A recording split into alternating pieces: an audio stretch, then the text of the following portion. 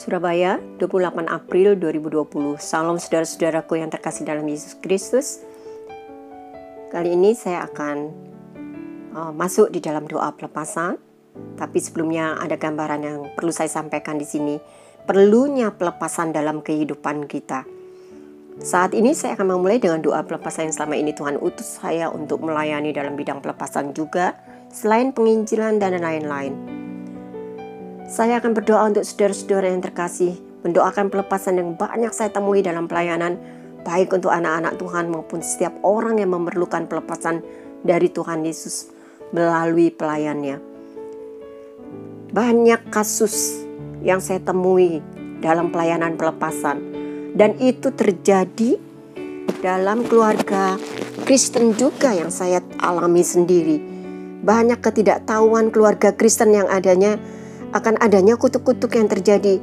Masih banyaknya orang-orang yang menggunakan benda-benda terlarang yang membuat Tuhan cemburu. Keluaran 20 ayat 4 dan 5. Jangan membuat bagimu patung yang menyerupai apapun yang ada di langit, di atas, atau yang ada di bumi, di bawah, atau yang ada di dalam air di bawah bumi. Jangan sujud menyembah kepadanya atau beribadah kepadanya. Sebab aku Tuhan Allahmu adalah yang cemburu, yang membalaskan kesalahan bapa kepada anak-anaknya, kepada keturunan ketiga dan keempat dari orang-orang yang membenci aku. Ulangan 30 ayat 19. Aku memanggil langit dan bumi menjadi saksi terhadap kamu pada hari ini. Kepadamu kuperhadapkan kehidupan dan kematian, berkat dan kutuk. Pilihlah kehidupan supaya engkau hidup, baik engkau maupun keturunanmu. Kutuk tersebut bertujuan agar orang berbalik dari kehidupan yang jahat dan kembali kepada Tuhan Yesus. Banyak orang tidak merespon untuk memutuskan kutuk tersebut dan terkena kutuk yang dapat menghancurkan hidupnya menuju kematian. Matius 27 ayat 24 dan 25. Ketika Pilatus melihat bahwa segala usaha akan sia-sia, malah sudah mulai timbul kekacauan, ia mengambil air dan membasuh tangannya di hadapan orang banyak dan berkata, aku tidak bersalah terhadap darah orang ini. Itu urusan kamu sendiri. Dan seluruh rakyat itu menjawab, biarlah darahnya ditanggungkan atas kami dan atas anak-anak kami. Kutuk yang dikirimkan oleh setan dan pengikutnya, yaitu mencelakakan dan menghancurkan dan seringkali menyebabkan kematian. Kutuk dapat dipatahkan dengan pertobatan dan kuasa darah Yesus. Memang kita tidak lagi berada di bawah hukum Taurat seperti yang diberikan kepada Musa. Karena Yesus Kristus telah menggenapi hukum tersebut dan membebaskan kita di bawah perjanjian baru dalam darahnya. Kutuk yang mengikat dan seringkali kita sebagai pengikut Kristus tidak tahu adalah seperti yang saya akan bacakan sekarang. Yang pertama adalah kutuk keturunan, dosa nenek moyang dan penyembahan berhala atau pada setan. Dan itu terjadi pada diri dan nenek saya sendiri yang dukun. Kedua, keterlibatan dengan hal najis dan tidak kudus seperti jimat-jimat, kembang-kembang, air putih dari dukun, ataupun jimat-jimat yang dibawa ke rumah ataupun di kantor. Dan kita sangat hormat pada berhala, mengikuti aliran sesat. Ketiga, pelanggaran hak-hak akan suatu wilayah, misalnya tinggal di wilayah yang dikutuk, najis, tinggal yang daerah-daerah di mana daerah-daerah tersebut adalah untuk penyembahan setan atau kutuk, ya.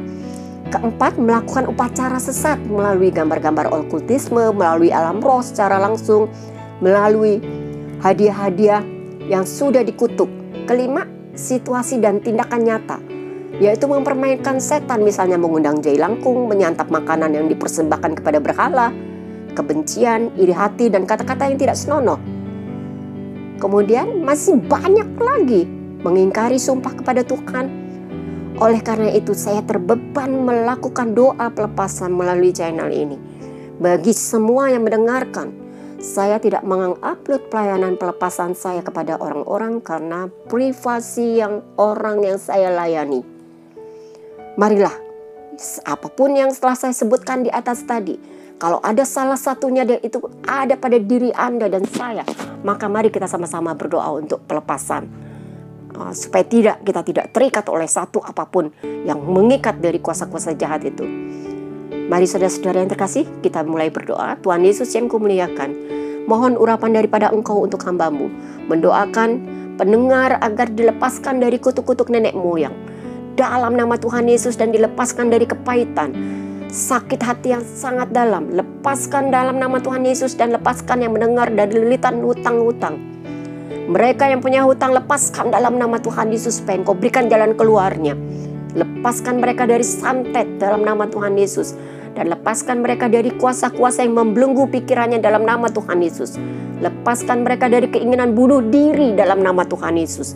Lepaskan mereka dari roh kekecewaan dalam nama Tuhan Yesus.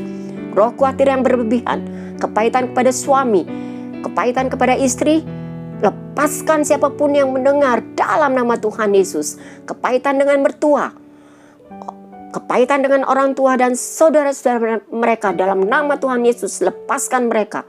Lepaskan mereka dari penutup berkat mereka dalam nama Tuhan Yesus. Pulihkan ekonomi mereka dalam nama Tuhan Yesus. Lepaskan mereka dari kutuk sakit penyakit dalam nama Tuhan Yesus. Bapa, saya percaya Engkau akan melepaskan mereka dari semua keterikatan dalam nama Tuhan Yesus.